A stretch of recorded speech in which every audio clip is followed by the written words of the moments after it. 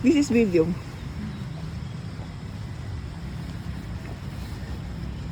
Saan tayo? Ano to? Imperial Palace ng Vietnam.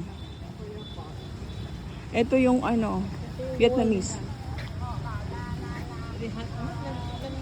Ang ganda, sobrang ganda. 36 hectares.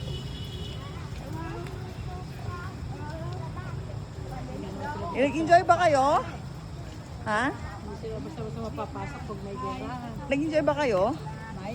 Nag-enjoy kayo? Hindi yan pagod. But is it worth it? Worth it naman. Or, Kasi diba, ang historical background